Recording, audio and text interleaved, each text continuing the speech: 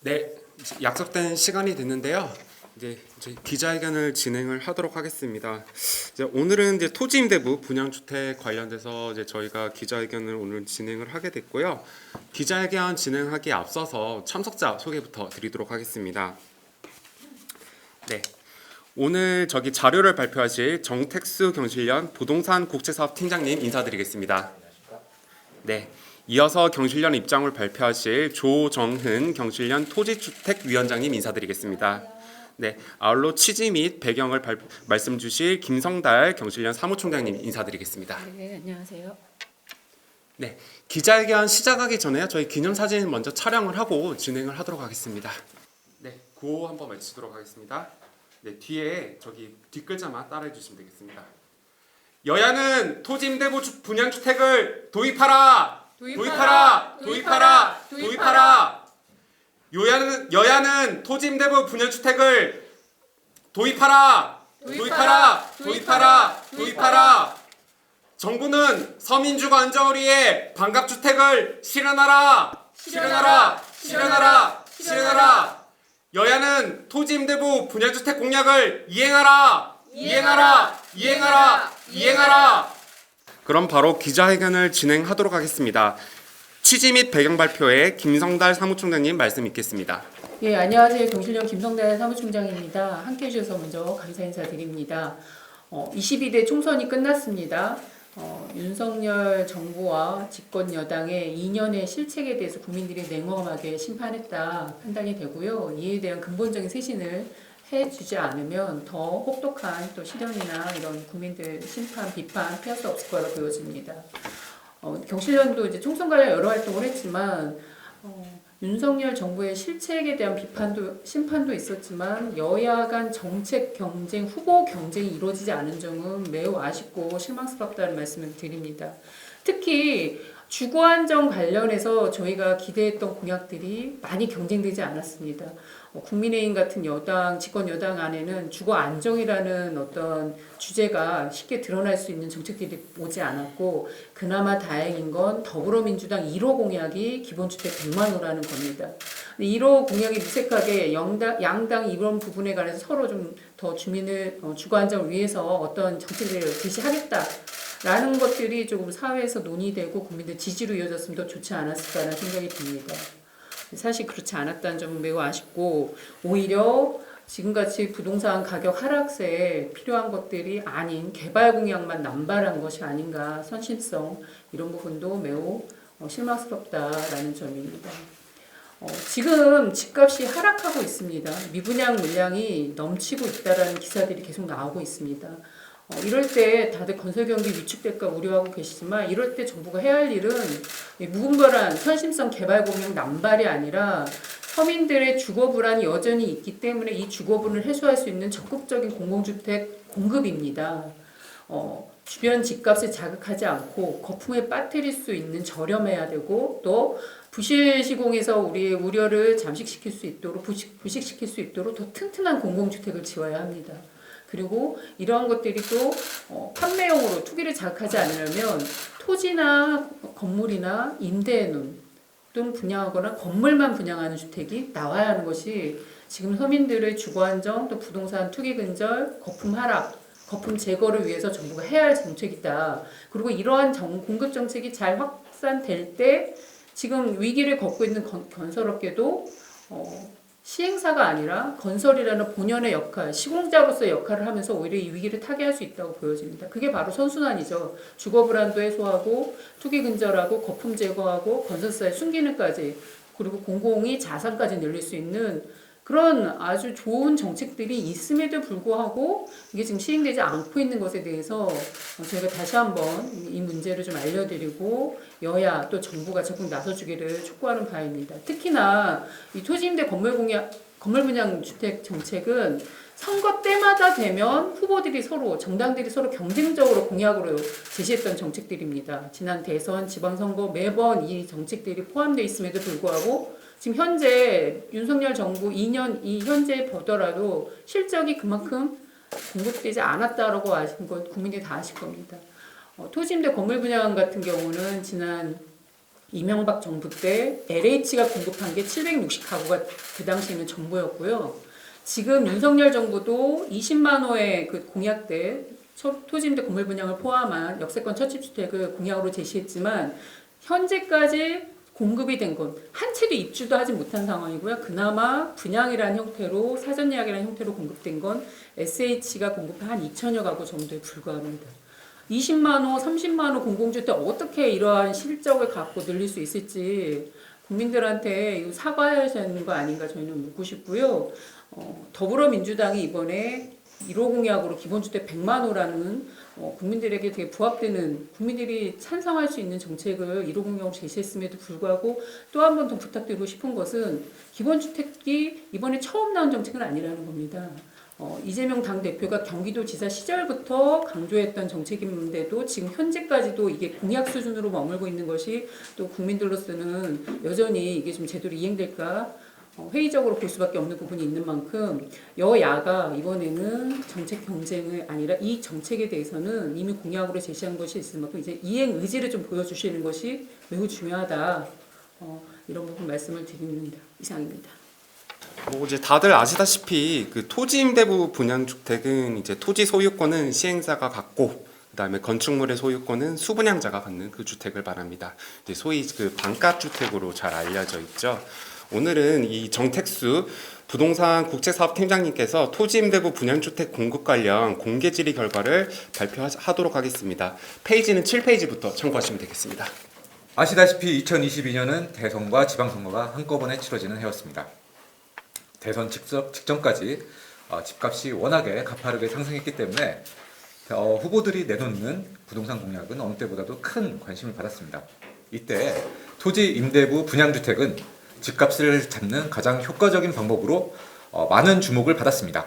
그래서 대선 후보들과 지방선거 후보들은 이 토지 임대부 주택을 공급하겠다라는 공약을 적극적으로 제시를 했습니다. 윤석열 국민의힘 대선 후보께서는 약 20만 호의 토지 임대부 분양주택 공급을 약속했습니다. 그러나 대통령으로 당선되셨음에도 불구하고 토지 임대부 분양주택에 대해서 서울 도심에 공급하겠다라고만 언급했을 뿐 구체적인 계획은 전혀 밝히지 않으셨습니다. 여당이 된 국민의힘도 토지 임대부 분양주택 거래 대상을 확대하는 법안을 처리한 것이 전부였습니다. 이재명 더불어민주당 대선 후보는 기본주택 140만 호 공급을 약속했습니다. 그 중에서 토지 임대부 분양주택에 해당하는 물량은 약 60만 호입니다. 이재명 대표는 다들 아시다시피 국회의석의 과반을 훨씬 넘게 차지하고 있는 다수당의 대표이십니다. 그럼에도 불구하고 기본주택이나 토지 임대부 분양주택 관련 법안은 상임위조차 통과를 못하고 있습니다. 더불어민주당이 다수의 법안을 단독 처리를 감행한 사실을 봤을 때 다소 의아한 일이 아닌가 싶습니다. 지방선거에서는 김동연 경기도지사 후보가 반값주택 20만 호 공급을 핵심 공약으로 제시했습니다.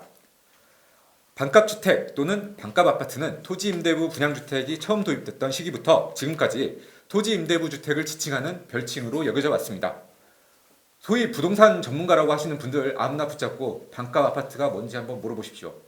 100이면 100, 토지 임대부 분양주택이라고 답변하실 겁니다.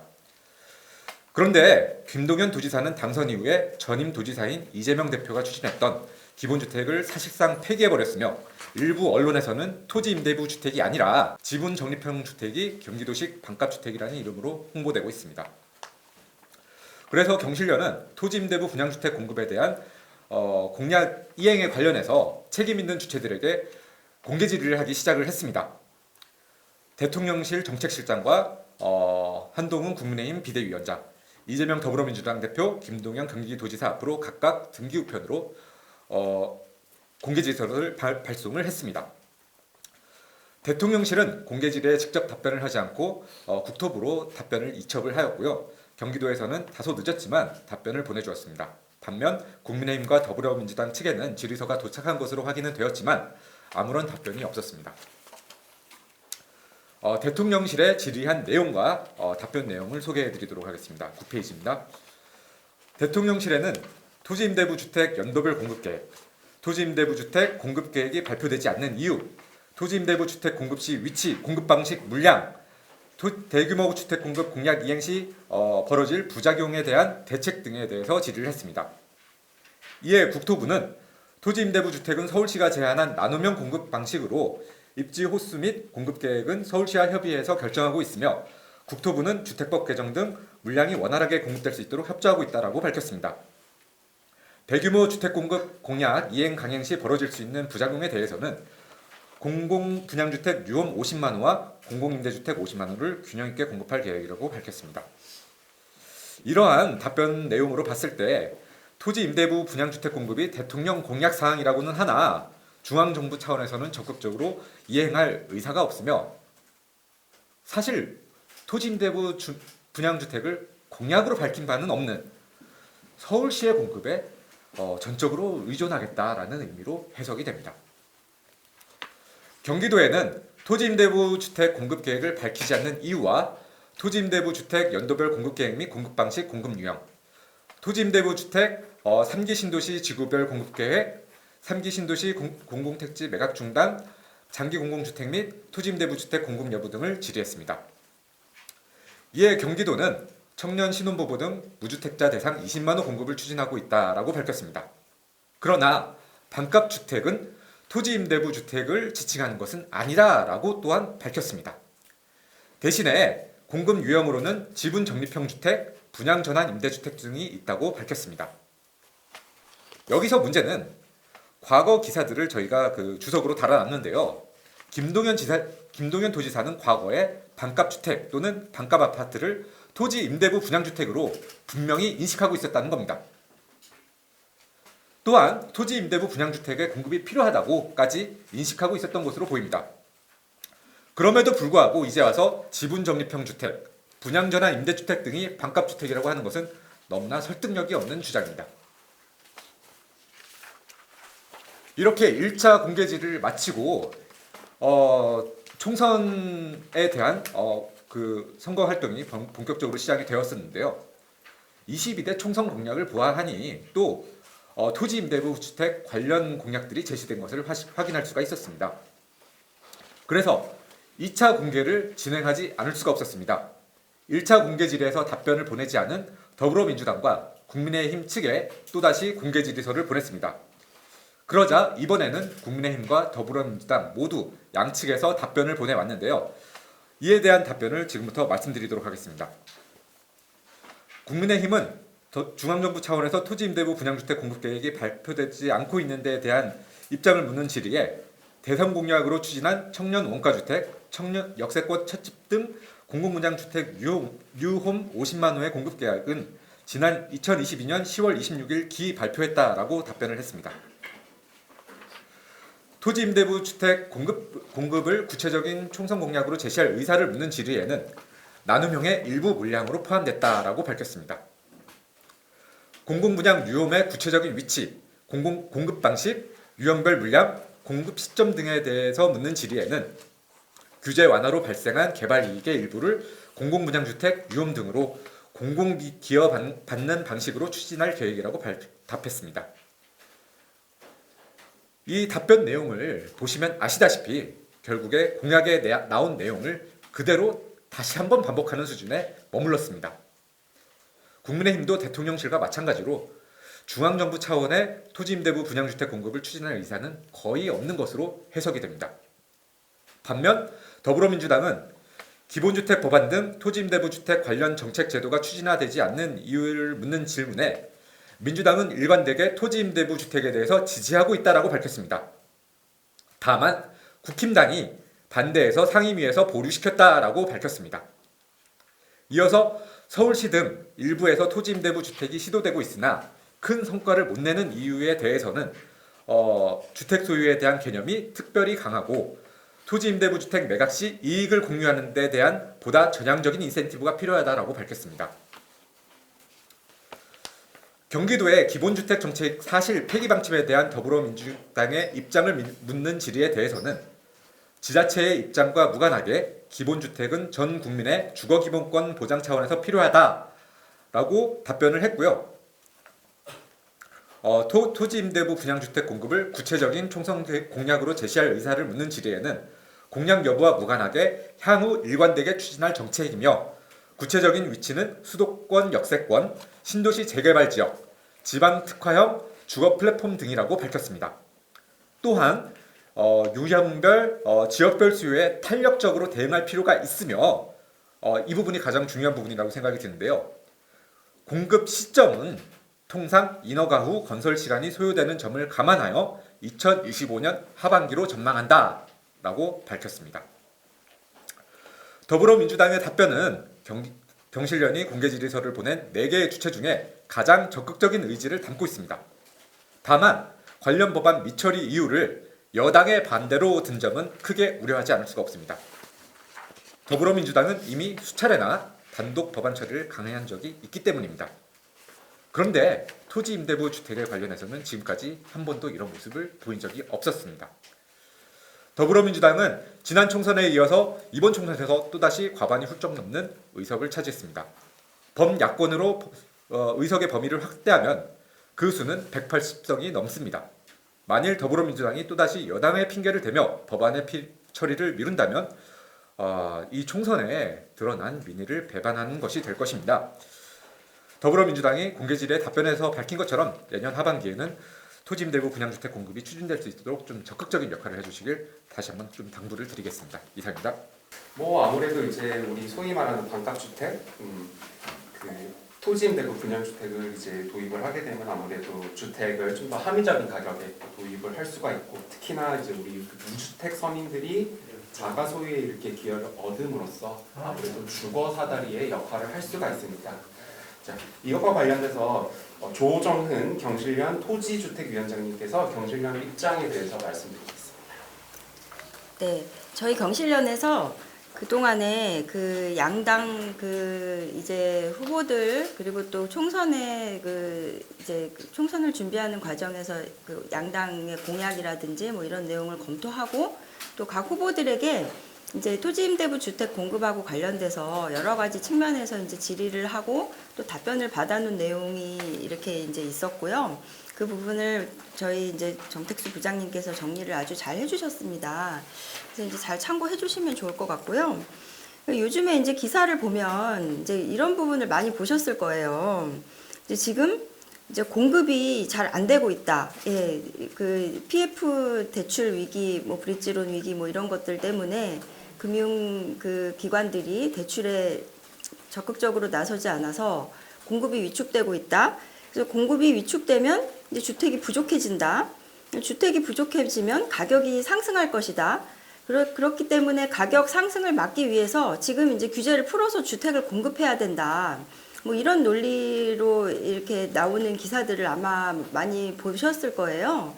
근데 이제 여기에서 말하는 그 맹점은 그 주택 그 공급을 해야 된다는 그 공급이 그러니까 어떤 형태의 공급이냐는 부분이 사실 빠져 있는 거죠. 그래서 지금 지금 현재도 이루어지고 있는 공급이 막 PF 위기라든지 금융기관 막 부실 위기라든지 뭐 이런 막 금융 위기로 또 번질지 않을까 막 이런 막 염려로 지금 노심초사하고 있는데 이런 이유가 사실은 어떻게 보면 그 아파트 지금 공급되고 있는 그 건설사들이 지금 공급하려고 하고 있는 이런 물량의 아파트들이 사실은 팔리지 않을 거라고 생각하기 때문에 예, 그 시장에서 소화하기 어려운 그런 가격으로 공급이 되고 있기 때문에 사실은 이런 위기의 어떤 그 출발이 되고 있는 거거든요.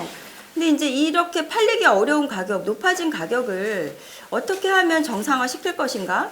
그러면 그 공급을 어떤 형태로, 어떤 형식으로 우리가 이제 그 정상적인 어떤 이런 소득 활동을 하는 일반 서민들이 소화할 수 있는 그런 수준에서 공급할 것인가 이런 부분에 대한 논의는 사실 좀 많이 이루어지지 않았던 것 같습니다. 그래서 저희가 지속적으로 계속 대안으로 제시하고 있었던 부분이 바로 이제 이 토지 임대부 주택입니다. 그 토지 임대부 주택은 좀 많은 의미를 담고 있는데 이게 이제 그냥 단순히 뭐 저렴하게 서민들에게 더 낮은 부담으로 낮은 가격으로 공급한다는 그런 가장 큰 의미가 있고 이제 또 이 토지 임대부 주택에 대해서 또 반대하시는 분들 중에 이 토지 임대부 주택을 통해서는 좀 시세 차익을 얻기가 어렵다. 땅의 소유권을 갖고 있지 않기 때문에 이제 그 어떤 온전한 소유권으로서의 한계가 있다 이런 지적을 하시는 분들이 많거든요. 근데 저는 이제 반대로 생각해 보면 오히려 시세 차익을 큰 시세 차익을 얻을 수 없다는 그 점이 토지 임대부 주택의 또 장점이기도 하다고 생각합니다.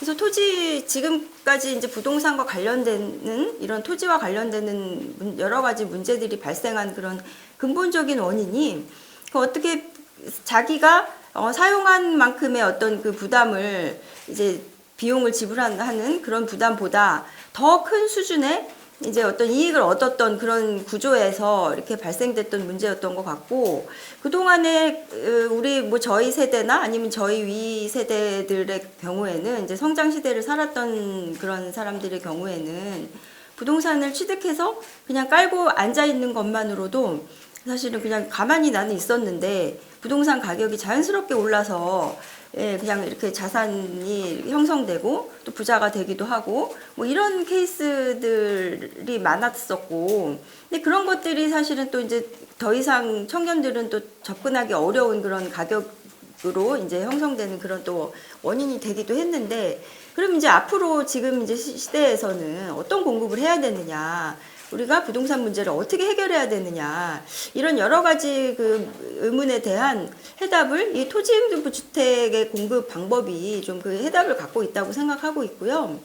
그래서 이제 이 임대부 주택은 이제 그 일반적으로 우리가 분양주택을 이렇게 분양받아서 그걸 가지고 시세 차익을 이렇게 노리고 그 자산을 늘리고 이런 방식이 아니라 그냥 이제 사용료를 토지에 대한 저렴하게 취득하면서 대신 토지에 대한 사용료를 지불하는 그런 방식으로 이제 시세 차익을 차단하는 그런 측면의 이제 공급의 그런 측면도 있습니다. 그래서 이제 그동안의 그 부동산 그 모델에서는 이제 뭐 지분 적립형이든 뭐 이런 것들이 사실은 어떻게 보면 우리가 그 기성세대들이 부동산의 어떤 취득이나 보유를 통해 가지고 이렇게 자산을 불리고 돈을 벌었던 것 같은 모델로 청년들도 너희들도 자산을 빨리 취득해서 이걸 가지고 자산을 불리고 돈을 벌어라, 이런 모델이 아니라 그냥 사용하는 가치만큼의 어떤 그 가격을 지불하고 그 대신 저렴하게 공급하고, 그리고 기존에 이제 자산 소유를 하고 있던 그런 분들에 대해서는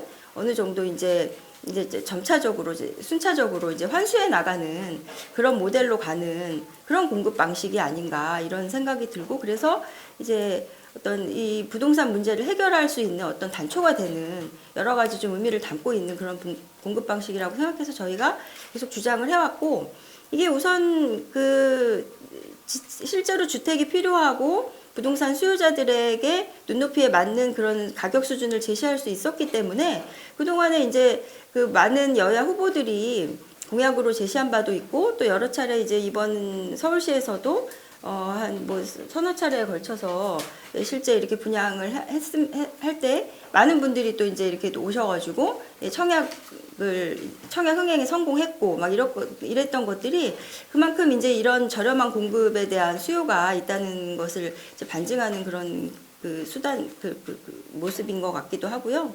그리고 지금 또 뭐 이제 전세 사기 문제로 많은 청년분들이 고통을 받고 있는데, 사실은 그 전세 사기 문제의 어떻게 보면 근본적인 해결 대책, 청년들이 정말 부담 가능한 수준의 공급을 할 수 있는 그런 그 근본적인 대책 중에 하나이면서 부동산 그 주택을 서민 정말 주거 안정을 위해서 공급할 수 있는 그런 좋은 방안이 아닐까 이렇게 생각하고 있고, 저희 경실련에서 계속 준비하고 주장을 해왔습니다. 많은 후보들께서도 그런 취지에 공감해서 이제 공약으로도 내건 바 있고 이제 여러 이렇게 정책 대안을 지금 마련하고 계시는 것 같은데, 적극적인 좀 실행 의지를 보여주시고 구체적인 방안을 좀 밝혀주시기를 바라고요. 기자님들께서도 많은 관심 가져주시기를 부탁드립니다. 감사합니다. 네, 말씀 감사합니다. 아무래도 이제 정상적인 가격의 아파트를 이제 공급할 수 있는 게 바로 이 토지 임대부 주택이 아닌가 싶습니다. 뭐 이제 정부와 여야가 앞으로는 이 토지 임대부 분양주택 공급 공약을 이행할 일만 남은 것 같습니다. 끝으로 오늘 기자회견에 대한 뭐 궁금한 점이나 질의사항 있으시면 손 들고 말씀 주시면 제가 답변 드리도록 하겠습니다.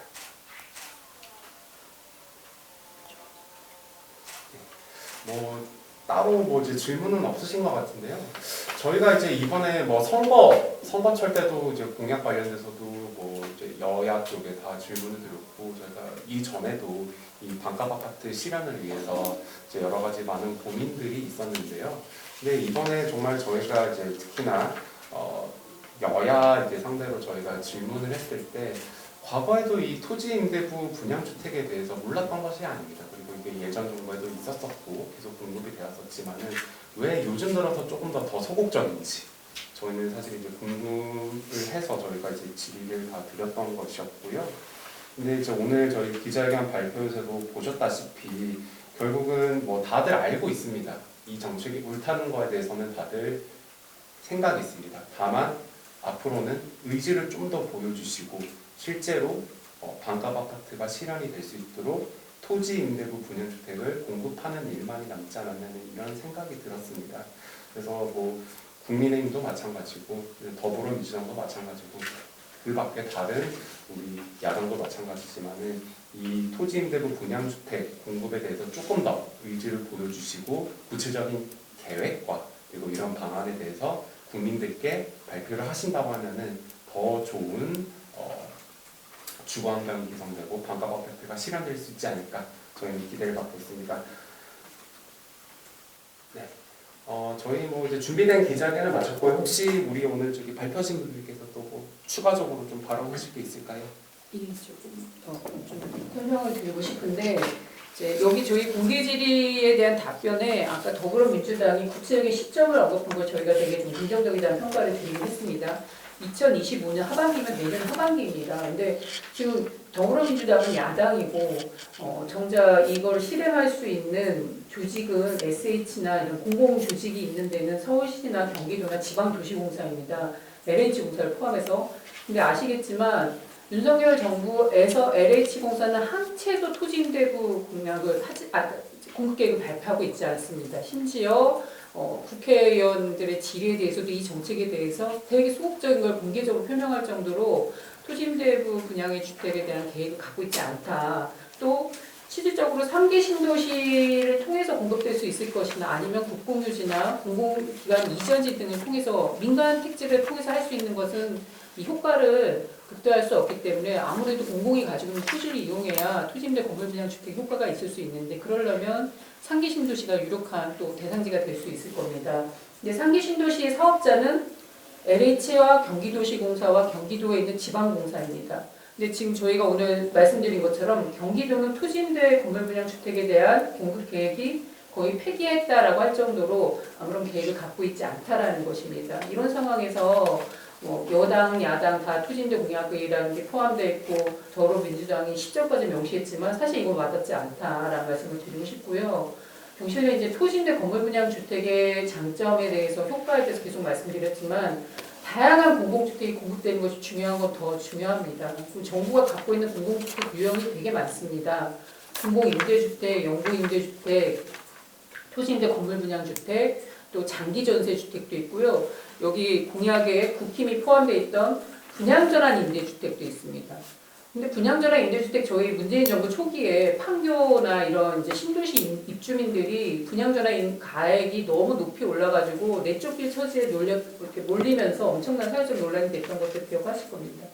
내 집 마련, 주거 안정이라는 효과를 가지고 있다고 해서 정책을 시행해 놓고선 막상 집값이 오르면 그 부담을 다 입주자한테 전가시키는 것이 결국 주거 안정 효과가 있는지는 저로서는 없다라고 보여지기 때문에 좀 더 주거 안정에 도움이 될 수 있는 장기 공공주택, 그러니까 30년 이상 공공임대주택이죠. 그다음에 장기 전세주택, 그다음에 토지임대 건물 분양 주택과 같은 주택들이 사실 지금과 같은 시점에 매우 중요하다고 봅니다. 근데 정부가 장기 공공주택을 늘리라고 했더니 지금 정부가 하고 있는 정책은 기존 주택 매입임대 사업입니다. 근데 경실련이 계속 주장해왔지만 매입임대 사업의 매입임대 주택의 매입 가격은 그건 기존 주택 가격에서 그대로 수용하고 받아들이는 순간 그건 공공주택 정책이 아니라 예산 낭비와 부패 수단의 하나의 통로가 된다라는 거를 과거 정부에서 그 감사원 결과나 언론 보도를 통해서 확인이 됐다라고 저희는 보여집니다. 그래서 매입임대 주택도 지금 전세사기 피해자들이 얘기하고 있는 그런 전세사기 피해 주택을 통해서 공공이 적극 매입임대권을 매입 의지를 갖고 정책을 추진하는 것이 필요하지 이 무분별하게 거품이 아직도 존재하는 민간 매입인데 그것도 건설업자들이 사전에 들어가서 작업했을 수도 있는 그런 매입임대주택을 무분별하게 가격검증 없이 사들이는 것은 오히려 역효과로 더 커질 수 있다라는 말씀을 드리고요. 서울시도 지금 SH공사가 나섰지만 서울시도 좀 적극적인 정책 이행 의지를 밝힐 필요가 있습니다. 서울시가 지금 SH공사가 할 수 있는 게 한계가 있는 것은 땅이 없다라는 걸 계속 얘기하고 계시거든요. 근데 서울시 땅이 없는 것도 있지만 그래도 할 수 있는 땅이 전혀 없는 것은 아닙니다. 여러 가지 공공이 개발할 수 있는 땅 부지들이 언론에 오르고 있는 대상들이 많이 있는데 그 안에 토지임대 건물 분양 등을 공급할 수 있도록 서울시도 적극적으로 좀 의지를 갖고 말씀해 주시면 여야가 이걸 서로 공개적으로 다 얘기해놓고서 실적 챙기기는 아무도 안 하면 이건 국민들에게 거짓말한 것밖에 되지 않는다는 말씀을 저희가 다시 한번 드리고 싶습니다. 이상입니다. 예. 저도 조금 한마디 더 좀 보태도록 하겠습니다. 저희가 토지임대부 분양주택 그 공개질의 결과를 발표한다고 했을 때 가장 많이 받은 질문은 토지임대부 주택이 뭡니까? 라는 질문이었습니다. 그래서 왜 공급해야 되는 거죠? 라고 많은 분들이 물으셨는데요. 일단 기본적인 컨셉은 땅은 계속해서 공공이 보유하고 건물은 분양하는 거다라는 것은 아마 이해를 하고 계실 겁니다. 그렇기 때문에 공공 입장에서는 토지 임대부 분양주택을 공급하게 됐을 때 건물에 대한 그 건축비 부분은 분양을 하기 때문에 부담을 상당히 줄일 수가 있게 됩니다. 토지는 어차피 강제 소유하는 거기 때문에 그대로 계속 가지고 있으면 되는 거거든요. 그래서 이후에 부동산 가격이 상승하게 됐을 때 토지 가치 상승분에 대한 부분은 고스란히 공공의 이익으로 돌아올 수 있다라는 장점이 있습니다. 그렇다면 소비자들한테 어떤 또 이득이 있는가라고 따져봤을 때는요. 요즘에 분양주택 가격 너무 비싸지 않습니까? 여러분 대부분 분양을 받으시려면 거액의 대출을 받으셔야 될 겁니다. 그런데 이 토지 임대료 부분을 월세로 치부하실 것이 아니라 이자 비용을 대신한다라고 생각하시면 좋을 것 같고요. 이 토지 임대료가 이자 비용보다도 더 낮게 책정됐을 경우에는 이것이 고스란히 국민의 복지 혜택으로 돌아갈 수 있다라는 장점이 또한 있습니다. 그래서 15페이지부터 보시면은 작년에 분양됐던 수방사 LH 분양 아파트하고 토지 임대부 분양주택인 고덕강일 3단지에 월 부담률을 저희가 분석해 놓은 내용이 있거든요. 좀 대략적으로 소개를 드리자면 KB 부동산 통계 기준 전국 아파트 평균 전세 가격이 약 2.9억입니다. 그래서 편의상 3억으로 계산을 했고요. 3억으로 수도권에서 전세를 살던 세입자가 대출을 받아서 수방사 또는 고덕강일 3단지 토지임대부 아파트를 분양받을 경우 각각 얼마의 월 부담액이 생기는지를 비교를 해본 결과입니다. 그랬더니 수방사 분양을 받으려면 3억의 자본금이 있으니까 5.7억을 대출을 받아야 되더라고요. 그래서 계산해본 결과 월 부담액이 약 245만 원이 생기는 것으로 나타났습니다. 그런데 이에 비해서 고덕강일 3단지는 분양 가격이 3.5억이므로 5천만 원만 대출을 받으면 됩니다. 그래서 5천만 원에 대한 월 이자는 21만 원이고요.